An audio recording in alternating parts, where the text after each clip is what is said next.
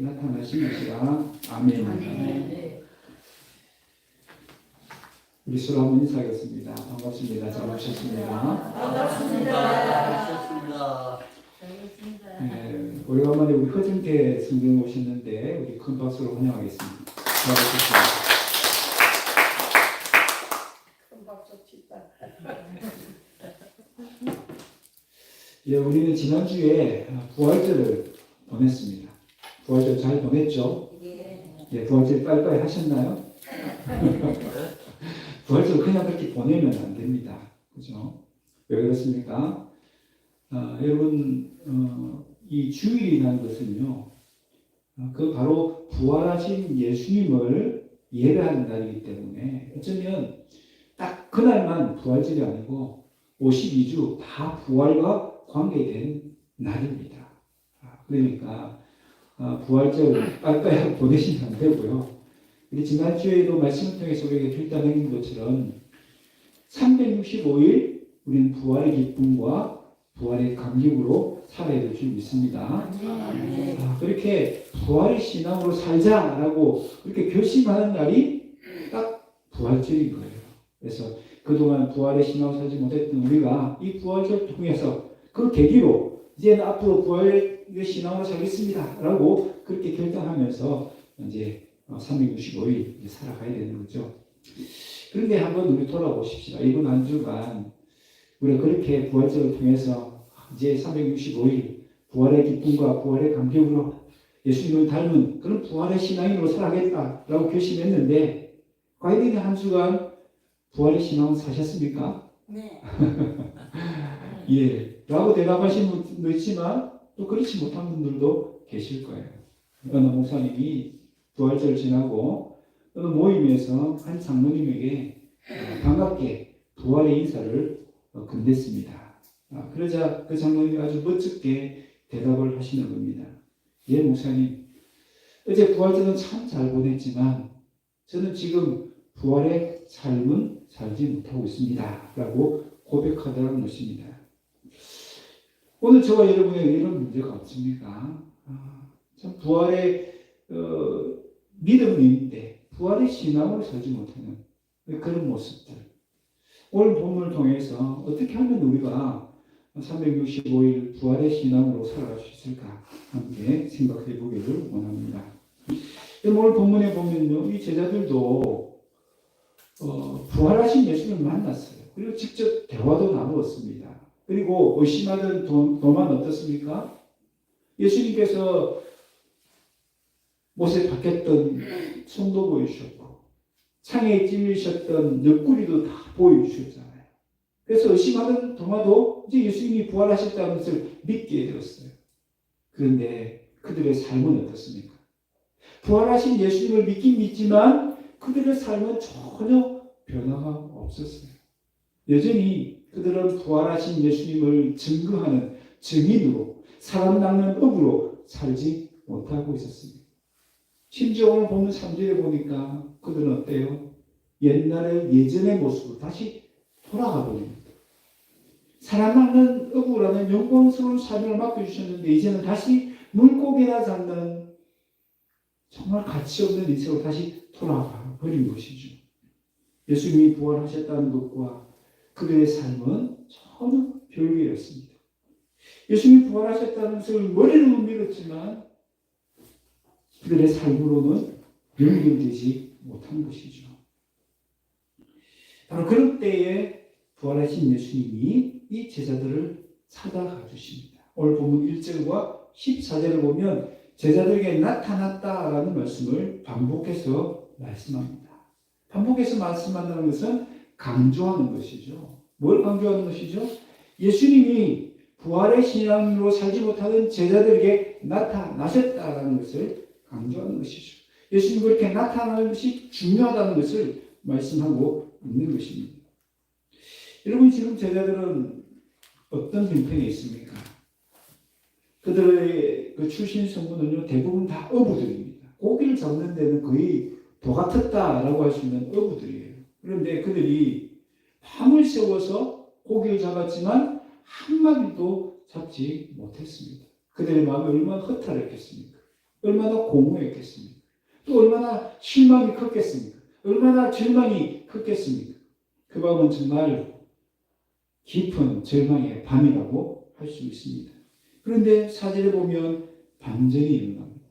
영성에 보면 그러나로 시작합니다. 그렇게 밤을 보내고 있었는데 그러나 어떤 반전이 일어납니까? 절망의 밤이 끝나고 광명의 새 아침이 찾아옵니다. 영어 성경을 보면 깨뜨린다는 뜻의 브레이킹이 나옵니다. 그 절망의 밤을 깨뜨리고 아침이 밝았다는 것입니다. 여러분 사실 아침이 밝는 것은 누군가 깨뜨려야 아침이 오는 건 아니죠. 그냥 자연스러운 현상입니다. 그런데 성경은 마치 누군가가 그 절망의 밤을 깨뜨리고 새 아침을 맞이하게 해 주셨다라고 표현하고 있습니다. 그 순탄하게 밝아오는 바닷가에 누가 서 계셨죠? 바로 부활하신 예수님이죠. 부활하신 예수님이 그 절망의 밤을 깨뜨리시고 제자들에게 광명의 새 아침을 맞이하도록 해주셨다는 것입니다. 부활하신 예수님이 제자들에게 나타나심으로 말미암아 어떤 일이 나타난 것을 알 수 있죠? 그들이 절망의 밤은 끝이 나고 그들에게 새 아침의 희망이 다시 용수춤 췄다는 것을 알 수 있습니다. 여러분 요한복음 15장 5절을 보면 예수님께서 말씀하셨습니다. 나를 떠나서는 너희가 아무것도 할 수 없다라고 말씀하셨습니다. 여러분 이 말씀을 근거로 해서 보면 이 제자들에게 왜 절망의 밤이 찾아오고 왜 밤을 새워서 아무것도 얻지 못하는 그런 공허하고 허탈한 인생이 되었는가? 이거 뭐죠? 예수님이 그들과 함께 하시지 않았기 때문이다라는 것을 알 수가 있습니다. 여러분 예수님이 없는 삶은 마치 뭐와 같다? 아무리 밤을 새워도 아무것도 얻지 못하는 그런 공허한 인생, 그런 절망적인 인생이 될 수밖에 없다는 것을 성경은 보여주시는 겁니다. 반대로 예수님이 함께 하시니까, 예수님이 나타나시니까 그 절망의 마음도 끝나고 그 공허함도 다 끝나고 그 빈대가 가득 채워지는 그 충만한 그 삶을 누릴 수 있다는 것을 보여주시는 것입니다. 여러분 우리 어떻게 부활의 신앙으로 매일매일 365일 살아가고 있습니까? 그 비결은 예수님이 나와 함께 하심을 믿는 믿음에 있습니다. 예수님이 함께 하시면 우리 절망의 밤은 없어지고요. 늘 기쁨과 감격과 감사함으로 살아갈 수가 있는 것입니다. 그런데 문제는 무엇입니까? 분명히 성경적으로는 예수님이 내 안에 계심을 믿을 수 있습니다. 말씀이 육신이 되어 우리 가운데 거하신다라는 이 말씀을 통해서 이미 예수님 내 마음에 계시고요. 나와 함께 하시는 것을 믿긴 믿습니다. 그런데 눈에 보입니까? 손에 잡힙니까? 아무런 감각적으로 느낌이 없습니다. 예수님이 있는지 눈에 보이니까 그걸 의식하며 살 수가 있는 것이죠.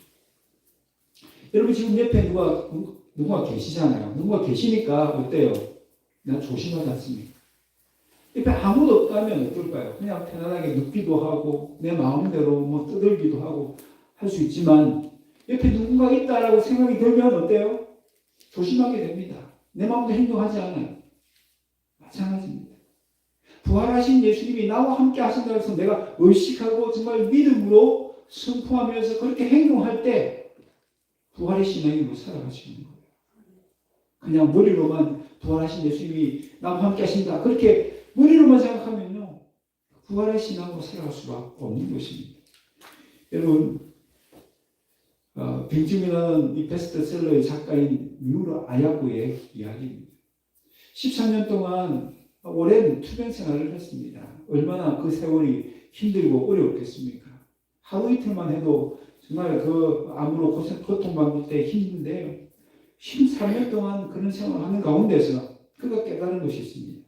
그렇게 힘든 생활을 하는데 그렇게 힘들 때마다 임마누엘 아멘을 외치면 이상하게도 주님이 내 곁에 계셔서 함께 하신다는 그 믿음이 생기고 마음과 육신이 강해지는 것을 느꼈다라고 이야기합니다. 때로는 오해를 받고 힘들 때도 이렇게 기도하고 나면 선정하신 하나님이 자기를 붙들고 계신다는 그 강한 확신 가운데 다시 기쁨이 샘솟듯 일어나게 되었다라고 고백합니다. 여러분, 우리가 매일매일 부활의 기쁨과 관계없어 살아가기 위해서 꼭 필요한 기도가 뭐예요? 임마누엘 아멘입니다.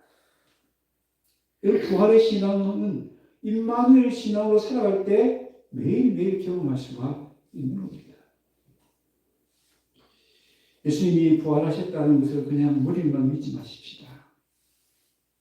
우리 온몸으로 또 정말 그 예수님을 내 마음에 영접하시고 임마누엘 하나님을 의식하며 그분과 마치 친구와 대화하듯이 그렇게 대화하며 사십시다. 그 주님을 의식하며 사십시다. 그 주님이 나를 붙들고 계신다는 믿음 가운데 살아가십시다. 그럴 때 우리는 365일 변함없이 부활의 신앙으로 살아갈 줄 믿습니다. 네. 그러면 우리의 절망의 밤은 끝이 나고 광명의 새 아침을 맞이할 수 있음을 기억하시길 바랍니다. 네. 여러분, 지금 제자들의 삶의 형편은 어떻습니까? 예수님이 부활하셨지만 뭔가 달라진 게 있을까요? 없지. 아무것도 없습니다. 여전히 미래가 불투명하고 불안하기만 합니다. 어떻게 해야 될지 모릅니다. 답답한 상황입니다. 그러니까 그들은 그 답답한 상황을 마치 도피하듯이 이렇게 예전에 했던 고기잡이로 돌아갔습니다. 그런데 그날따라 고기가 잡히지 않습니다. 밤을 새워 고기를 잡았지만 허탈하게 빈배로 돌아와야 했습니다. 마치 그들이 처한 현실처럼 쓰디쓴 절망의 밤을 보내고 있었습니다. 그렇게 절망의 밤을 보낸 저를 향해서 예수님이 뭐라고 말씀하시죠? 큰 소리로 말씀하십니다. 얘들아, 너희에게 고기가 있느냐? 예수님이 제자를 향해서 뭐라고 부르세요? 얘들아 라고 아주 친밀하고 다정하게 부르십니다. 제자들을 향해서 이렇게 얘들아라고 부르시는 장면은 오늘 본문이 유일합니다. 다른 데서는 이렇게 부르지 않아요. 실패하고 절망의 밤을 보내고 그렇게 힘든 상황이 있을 때 그들 향해서 얘들아라고 아주 다정하게 사랑을 담아서 불러주십니다. 여러분, 상황은 어떻습니까? 지금 제자들은 하나님이 예수님이 맡겨주셨던 그 영광스러운 사명, 사람을 낳는 업으로서 살고 있습니까? 그렇지 못하고 있습니다.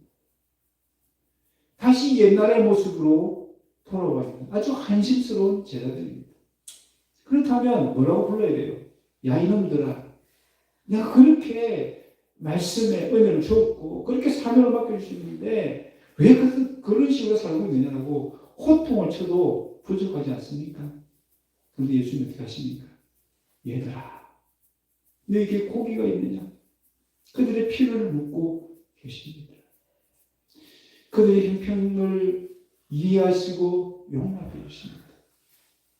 왜 믿음대로 살지 못하느냐라고 그렇게 호통치고 책망하고 반성문을 받아내고 그렇게 하지 않습니다. 그들의 잘못을 지적하는 데서 끝나지 않습니다. 오히려 그들을 사랑으로 감싸주시고 그들을 이해해 주십니다.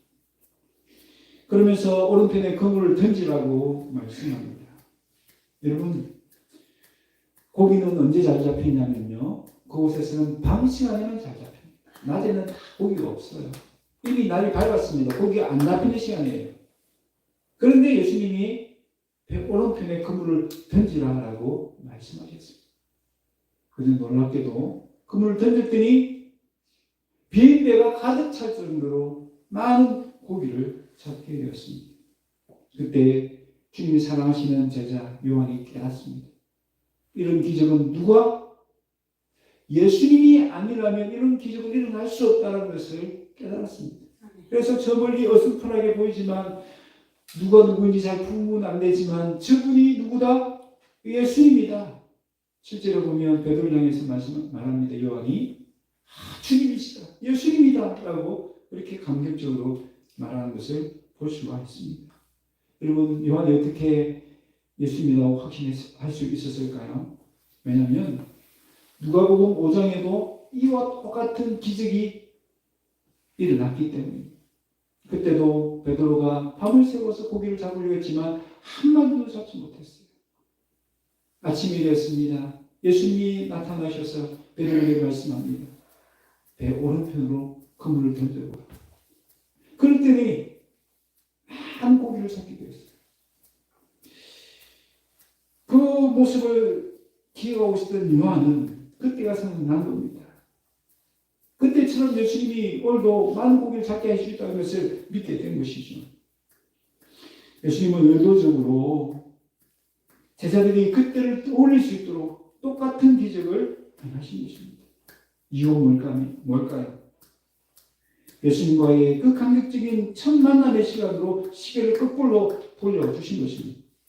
그래서 제자들이 예수님을 향한 처음 사랑, 처음 열정을 다시 회복할 수 있도록 도와주신 것이죠. 여러분, 제자들이 초심으로 돌아와서 처음처럼 주님을 믿고 따를 수 있도록 도와주고 계십니다. 그럼 초심을 회복해야 제자들이 실패의 자리를 떠나서 다시 사명의 자리로 돌아갈 수 있기 때문입니다.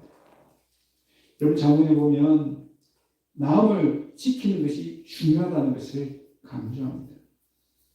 여러분, 그 마음 중에서도 초심은요, 끝까지 완주할 수 있는 힘을 우리에게 줍니다. 그래서 우리가 다 뭐라고 얘기하면 초심으로 돌아가야 된다. 뭔가 잘 풀리지 않을 때, 뭔가 침체되었을 때 다시 처음에 그 가졌던 각오와 그 어떤 열정으로 다시 돌아가야 된다라고 말하지 않습니까? 여러분, 히브리서 3장 14절에 보면 우리가 처음에 가졌던 확신을 끝까지 지키면 모든 것을 그리스도와 함께 누리게 될 것입니다 라고 말씀합니다. 처음에 가졌던 그 확신, 예수님을 향한 처음 사랑, 처음 믿음, 그것을 회복하면 마지막 날에 주님과 함께 영광을 얻을 수 있다는 말씀입니다. 여러분, 바울은요, 평생 주님의 복음을 위해서 헌신했습니다. 많은 고통이 따랐고 힘든 과정들이 있었습니다. 죽을 뻔한 위기도 많았고요. 매도 많이 맞았고 감옥에 갇히기도 했습니다. 그럼에도 불구하고 끝까지 이 복음을 전하는 그 믿음의 길을 벗어나지 않을 수 있던 이유가 무엇일까요? 다메섹 도상에서 주님을 처음 만났던 그 첫사랑, 그 첫 만남이 그 감격이 그에게 있었기 때문에 그것이 원동력이 되어서 끝까지 주님을 버리지 않고 따라갈 수 있는 믿음을 공급해 주었던 것입니다. 여러분, 예수님이 실패한 자들에게 찾아오신 이유도 바로 여기에 있습니다. 그들의 초심을, 그들의 첫 마음을, 첫 사랑을 다시 회복할 수 있도록 해주시기 위해서 이 자리에 찾아오신 것입니다. 여러분, 우리도 마찬가지입니다. 우리도 처음 주님을 뜨겁게 사랑했던, 또 주님을 끝까지 따라가기로 결심했던 그 믿음의 순간, 그 첫사랑의 시간들이 분명히 있을 것입니다. 여러분, 그 초심을 다시 우리 회복해야 돼요. 그 첫사랑을 다시 회복해야 됩니다. 그래야만 우리가 매일매일 부활의 신앙으로 살아갈 수 있습니다. 네. 주님이라는 말을 듣고 시몬 베드로는 그것을 입고 바다로 냈다 뛰어듭니다. 베드로에게 사랑하는 주님을 만나는 것보다 급한 것은 없어 보였습니다. 그분의 가득한 고기를 건져 올리는 것도, 바닷가까지 100m나 되는 거리를 헤엄쳐가는 것도 문제가 될 수 없었습니다. 예수님을 누구보다 빨리 만나고 싶어서 급히 뛰어내렸습니다. 육지에 올라가 보니까 이미 예수님은 숯불에 고기를 굽고 계셨습니다. 그 옆에 떡도 있었습니다. 그리고 예수님이 제자들에게 말씀하십니다. 와서 조반을 먹으라. 여러분, 지금 밥을 세워서 고기를 잡았습니다. 얼마나 힘든 시간을 보냈습니까? 육체적으로 얼마나 피곤하겠습니까? 또 배는 얼마나 고팠겠습니까? 그들이 꼭 필요한 것이 뭐예요? 지금 당장 따뜻한 밥 한 숟갈 아닐까요?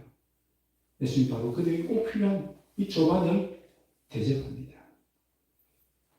그들의 잘못을 조목조목 지적하고 따지는 것이 아니라 그들이 꼭 필요한 먹을 것을 제공해 주십니다. 제자들을 세심하게 배려하고 사랑하시는 예수님의 모습을 볼 수 있습니다. 그런데 예수님이 차려놓으신 이 식탁 위에는 생선과 떡이 전부가 아니었습니다. 여러분, 예수님이 지금 이 제자들에게 베푸는 이 식탁의 주 메뉴가 뭘까요? 주 메뉴는 예수님의 사랑과 우정이었습니다. 그러니까 눈에 보이는 생선과 떡 안에는 예수님의 그 사랑과 예수님의 우정이 담겨 있는 겁니다. 오병이의 기적으로 배고픈 백성들을 먹이셨던 그 사랑으로 제자들을 지금 먹이고 계시는 겁니다. 친구를 위해서 자기 목숨까지 버리신 참된 우정으로 제자들을 먹이시고 계시는 것입니다. 근데 13절을 보면 예수님의 모습 가운데 아주 특이한 장면이 나옵니다. 13절 보니까 예수님이 친히 떡을 그들에게 나누어 주셨다라고 기록하고 있습니다. 여러분, 이 모습은 뭘 연상시키죠? 바로 예수님이 마지막 식탁에서 성찬식을 거행했던 것을 떠올리게 합니다. 마지막에 예수님께서 성찬식을 거행하시면서 떡과 포도를 나눠줄 때 뭐라고 말씀하셨습니까? 이것은 내 살이다, 내 피다. 이것을 먹는 자가 살 수 있다라고 말씀하셨습니다. 영생을 얻을 수 있다라고 말씀하셨어요. 우리가 먹어야 할 떡, 음료가 바로 예수님의 살과 피다라는 것을 말씀하셨어요. 그래 우리 영생의 기쁨을 날마다 누릴 수 있다라고 말씀해 주셨습니다. 그런데 부활하신 예수님이 지금 그 떡을 나눠주고 계시는 겁니다. 그래서 무엇을 의미합니까? 예수님은 단지 제자들의 그 육신적인 허기만을 채워주시는 것이 아니다라는 것을 알 수 있습니다. 뭐죠? 더 중요한 그들의 영적인 배고픔을 채워주고 계심을 볼 수 있습니다. 여러분, 밤을 새워 고기를 잡으려고 애를 써봤지만 빈배처럼 공허한 그들의 영혼을 채워주시기 위해서 이 조방을 마련하시고 그들에게 이 떡을 나눠주고 계시는 것입니다. 예수님은 저희들의 마음을 예수님의 사랑으로 채워주기를 원하십니다. 영생의 말씀으로 채워주기를 원하십니다. 여러분, 오늘도 우리 주님은 우리에게 이렇게 말씀하시는 것 같아요. 얘들아, 너에게 떡이 있느냐? 고기가 있느냐? 여러분, 제대로 고기가 있습니까? 없습니까? 없어요. 아무리 밤새도록 찾고 금을 던졌지만 거둔 것이 아무것도 없어요. 아무리 세상에서 사람을 통해서 돈을 통해서 세상의 권력을 통해서 만족을 얻고자 했지만 여전히 배가 고픕니다. 여전히 목이 말라요. 여전히 빈배예요. 여전히 빈 거물입니다. 얘들아, 너에게 고기가 있느냐? 오늘 우리에게 이렇게 물으시는 것 같아요. 너희를 만족시킬 수 있는 고기가 있느냐? 여러분, 우리는 없습니다. 누가 그것을 줄 수 있죠? 예수님만이 주실 수 있는 거죠. 그래서 예수님께서 말씀하시는 것을 와서 조반을 먹어라. 내가 준비한 이 식탁을 너희가 먹어라. 내가 준비한 이 영생의 양식을 먹으라고 우리를 초청하고 계시는 겁니다. 여러분, 오늘 우리는 어디에서 우리의 영혼을 만족시키기를 고기를 찾고 계십니까? 이 세상 어디에도 우리의 영혼을 만족시킬 수 있는 고기는 없습니다. 돈도 사람도 성공도 어떤 물질의 풍요함도 우리의 마음을 충만히 채워줄 수 없습니다. 오직 예수님만이 주시는 영생의 말씀만이 우리의 영혼을 충만하게 채워줄 수 있습니다.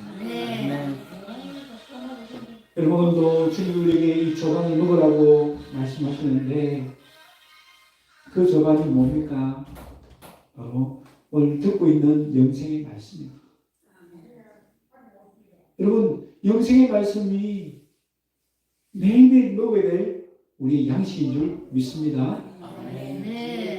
여러분, 배가 부르면 어때요? 배가 부르면 첫째, 힘이 난다.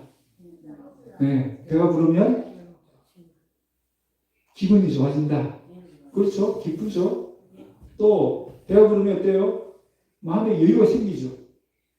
배가 부르면 드디어 옆에 사람이 보입니다. 아, 저 사람 배 고프겠구나. 다른 사람도 돌아볼 여유가 생기는 거예요. 영적으로도 마찬가지입니다. 영적으로 우리가 충만해야 내 마음에 기쁨이 넘치는 거예요. 기쁨은 외부에서 오는 것이 아니고 내 마음에 솟아나오는 것이 진정한 기쁨이에요. 개그 콘서트 보고 예능 프로그램 보면서 웃는 것은 진정한 기쁨이 아니죠. 즐거움이에요, 즐거움. 진정한 기쁨은 내 안에서 솟아나오는 겁니다. 그 기쁨은 어디에서 옵니까? 영생의 양식을 먹고 내 마음에 충만해질 때, 영적으로 만족해질 때, 영적으로 충만할 때 기쁨이 솟아나오는 겁니다. 그 기쁨이기 때문에 뭐가 되는 거예요? 옆에 있는 사람을 돌아보게 되는 거죠. 내 안에 영생의 말씀이 충만할 때, 예수님의 사랑이 충만할 때 어때요? 옆에 있는 사람을 진정으로 사랑할 수 있습니다.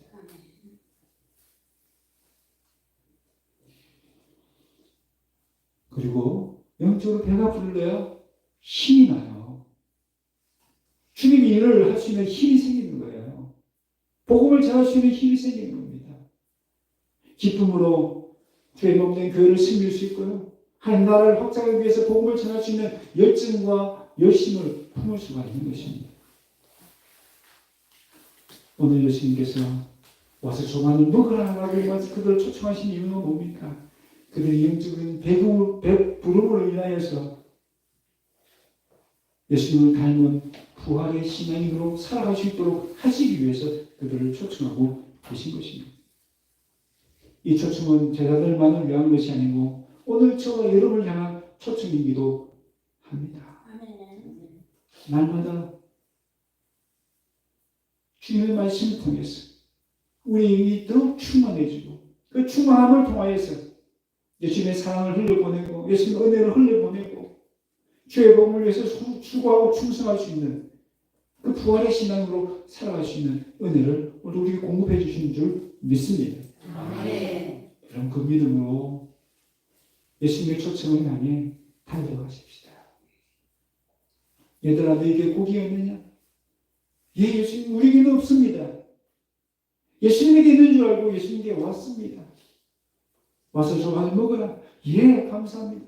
그 조반을 영생의 말씀을 받아 먹어야 될 줄 믿습니다. 여러분 그럴 때 우리 영적으로 배부름을 통하여서 영적으로 충만하여서 예수님 말씀대로 이웃을 사랑하고 사랑하는 어부로서 헌신 충성할 수 있을 줄 믿습니다. 그 은혜가 저와 여러분에게 넘치시길 바랍니다. 와서 조반을 먹으라.